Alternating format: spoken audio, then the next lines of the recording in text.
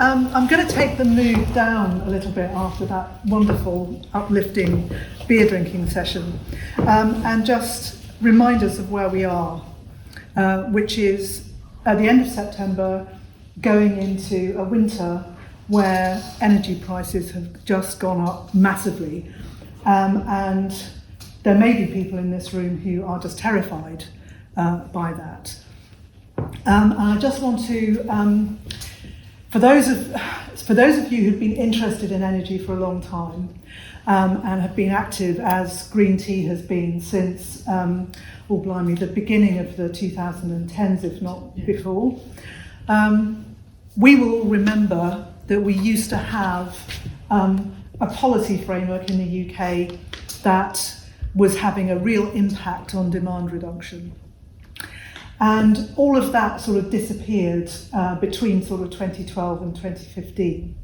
And that's why, as Sam was saying, demand reduction in households is not going down in the same way that it was then. If we had continued with that national policy framework, we would be going into this winter with the average household using 15 to 20% less energy than we all are now, and therefore facing 15 to 20% less impact on our fuel bills than we are all facing now. That, I'm sure, makes many of us, and I would include myself in this very strongly, feel quite depressed, quite anxious, wondering whether we've wasted the last 10 to 15 years of our life being active in the community and doing all of those roles that Sam has been saying. Starting from here, there is a research programme called CREDS, which is the Centre for Reducing Energy Demand, and I can't remember what the S means, but anyway, and it's led by another Oxford academic, Nick Eyre. And their research shows that we can start from now, and by in getting to net zero, we can halve our energy demand, which is a good thing. Starting from now, we could all do that. Nationally, we could do that. Oh, and the thing that I forgot to say is just in terms of the Ukraine war, that 15 to 20% that we're all using more than we would have done is twice the amount that we're reliant on Russia for. So we can halve our demand. In order to halve our demand, as well as all of those demand reduction strategies that we've lived with for a long time, which we call retrofit, there's also the way that we can move our remaining energy demand to electricity mainly. And if we do that, if we electrify just not just the power that we need to keep our mobile phones on, to do our cooking and all of that sort of thing, but also our heating and our transport mainly to electricity, we can do that halving whilst only doubling our electricity use rather than tripling our electricity use. And the reason why that is important is because doubling our electricity use will mean that we do have to invest in the network and the wires and switches, as Scott was saying, but we don't have to do that as much.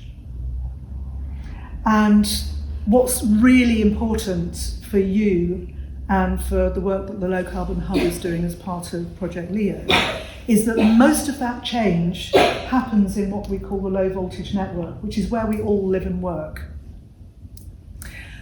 And that means that it's really important that wonderful organisations like Green Tea carry on doing the work that they've been doing.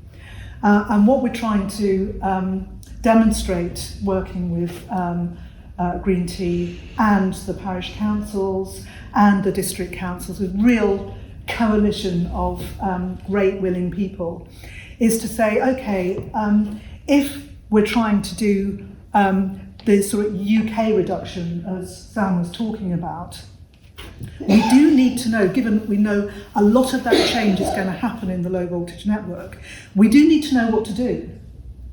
And it's not just what we as consumers do, it's we in all of those roles that Sam was talking about do, so that we can play our part in drinking the beer wisely, so that we can not just drink the beer when it arrives at our house, but we can choose when to drink our beer.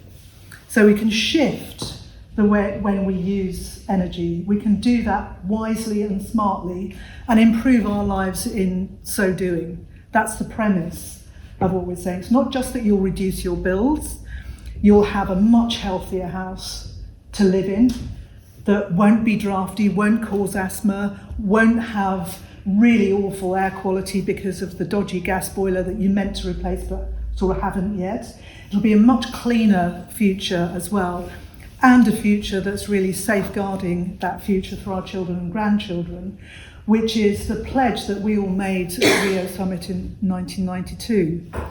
And we don't want to break that. I don't want to break that. I committed to that.